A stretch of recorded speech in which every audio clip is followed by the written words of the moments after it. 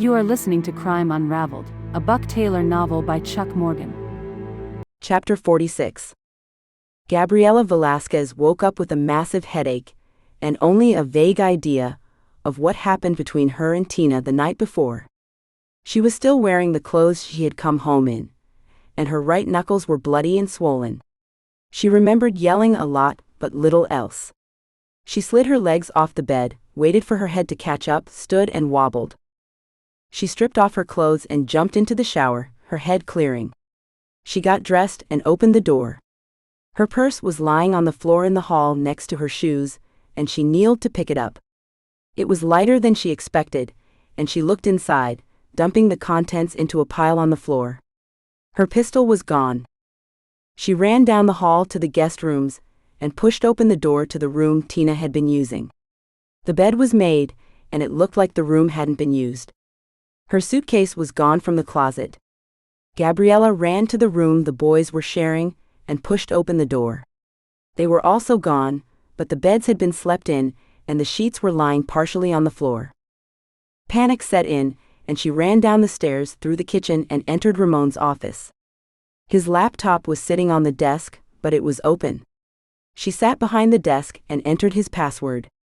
The screen opened, and she read the file that appeared on the screen, and her heart sank.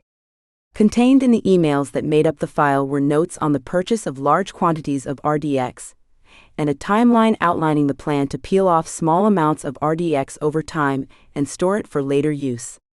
The file also contained the purchase agreement for 2 used trucks and 2 60-foot trailers.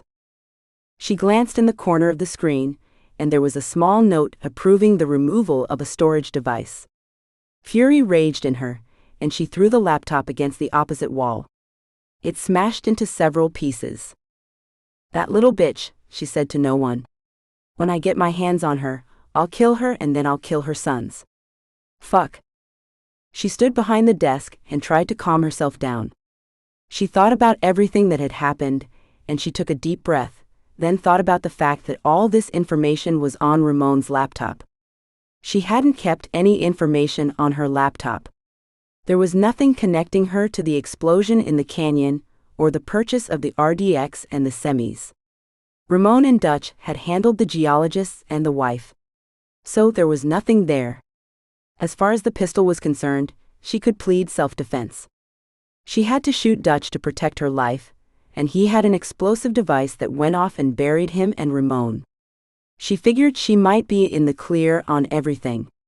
She was breathing a little easier. Everything was going to be okay.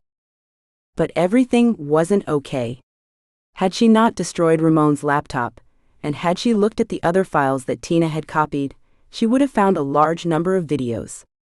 And had she watched those videos, she would have realized that Ramon had placed a small high-tech camera in one corner of the bookcase in his office. A camera that had recorded the images and the sounds of them, plotting with Roger Burns to blow up the canyon. She would have seen herself on the video handing Roger a leather duffel bag containing $15 million, and him counting the cash out on the desk, before agreeing to load the RDX, TNT, and aluminum powder into the 2 trailers that Ramon had purchased. There was even a recording of her and Dutch talking about killing the geologists, the drivers, and the guys loading the trailers. It seemed Ramon had decided to be overcautious and make videos of all their meetings and conversations, and Tina had found the recordings in the cloud and copied them onto the thumb drive. Gabriela was far from in the clear. Oblivious and feeling better, she went to the kitchen and ordered a breakfast of scrambled eggs, bacon, fruit, and coffee. She was still pissed at her sister, but she would deal with that once everything else had passed. She pulled out her phone and checked her messages. One text message was marked urgent. She opened it. It said the bird had left the house, and he was following to intercept. She checked the time on her watch. The text had come in at 1 a.m. She replied with one word, status. She finished her breakfast and checked her phone. He should have responded by now. She wondered what was going on. Once she took over the company, she had decided she was going to fire a lot of incompetent people. She needed to surround herself with the best and the brightest, not those idiots Ramon had hired. She would start with the members of the board. Forgetting all about her headache, she grabbed her bag, opened the front door, and headed for her SUV. She stopped and looked at the sky. It was a glorious day, and it was only going to get better. Thank you for listening to this chapter of Crime Unraveled, a Buck Taylor novel by Chuck Morgan. You can find the entire crime series as well as other novels by Chuck Morgan at chuckmorganbooks.com or on Amazon.